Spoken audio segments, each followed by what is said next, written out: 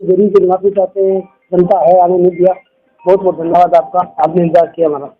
आज हमारा इस जिले में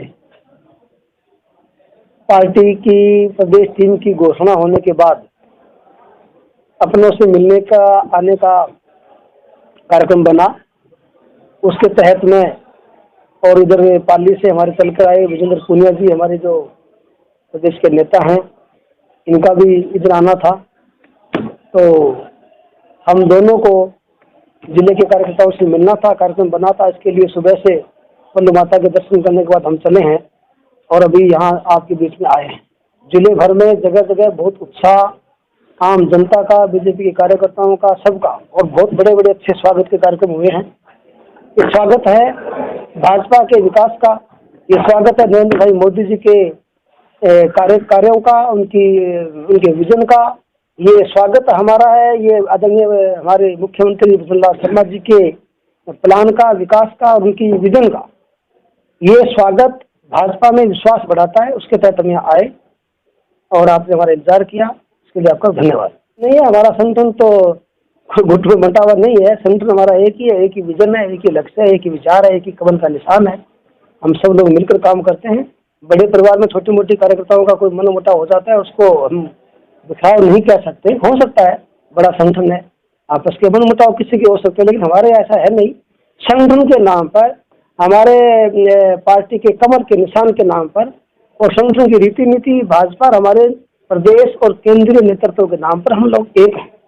हाँ, अभी होगी, अभी राजनीतिक नियुक्तियाँ भी होंगी, भिन्न भिन्न स्तरों पर होंगी, जिले से लेकर प्रदेश तक सब जगह होंगी और कार्यकर्ताओं को मौका मिलेगा।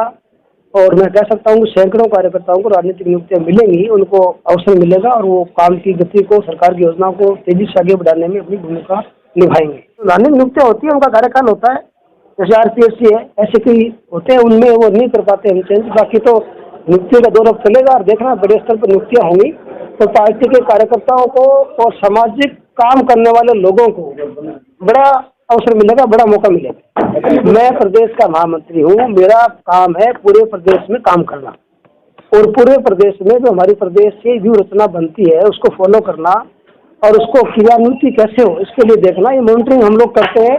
इसके लिए हम 4 महामंत्री बने हैं, चारों पूरे प्रदेश में प्रवास करके और पार्टी की रीति नीति और पार्टी के कार्यक्रमों को नीचे तक पहुँचाने में हम हमारी भूमिका का निर्वहन करेंगे। किसानों का मुद्दा जुड़ा हुआ है।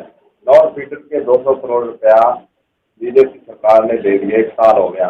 DPR बढ़नी है हरियाणा में। बीजेपी के नेताओं को हम बार बार कह भी चुके हैं। अब आप संसद में भी काम करोगे और सरकार से जुड़े रहोगे। उसकी DPR हरियाणा बना नहीं रहा और राजस्थान सरकार हरियाणा जब तक जैसा नहीं बनेगी, कितने करोड़ों का नुकसान हो रहा है। इसके लिए क्या नहीं, ये ध्यान है हम लोगों को, ये ध्यान है। इसके बारे में हम बात दोबारा करेंगे। CM साहब 5 को गंगानगर में आ रहे हैं, 5 दिसंबर को ये विषय आ चुका है, इसके बारे में बात करेंगे। मुझे लगता है जल्दी ये काम होगा, जल्दी होगा। कांग्रेस के सरकार में मुख्यमंत्री अशोक गहलोत जी ने पंचायत राज चुनाव को, नगर निकाय चुनाव को इतना बिगाड़ दिया था कि चुनाव ही होते रहे। और आप सब लोगों को पता होगा, चुनाव जो होते हैं आचार संहिता लगती है, विकास कार्य बाधित होते हैं और वो 5 साल के कार्यकाल में बार बार चुनाव कराने से ये समस्या आती है, जनता को बहुत परेशानी होती है।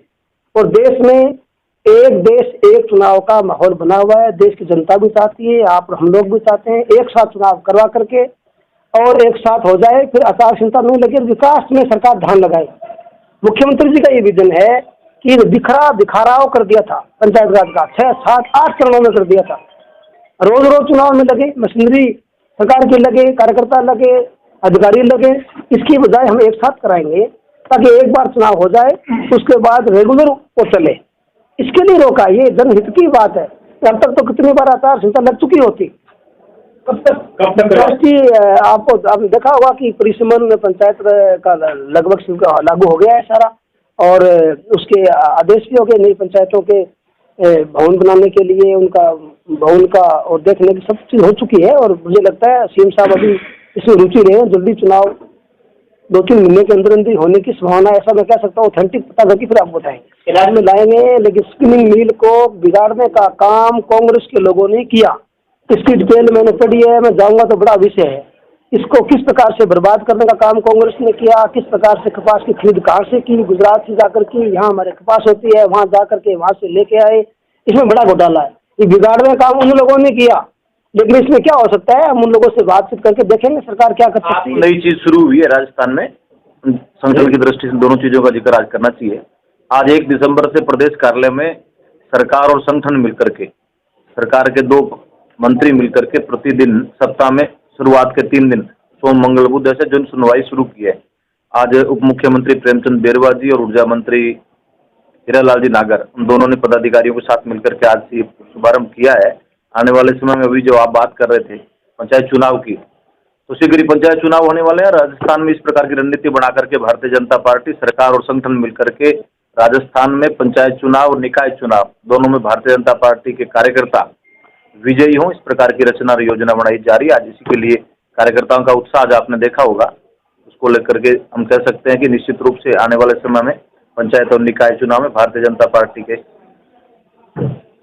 अध्यक्ष और जिला प्रमुख प्रधान बनेंगे, ऐसा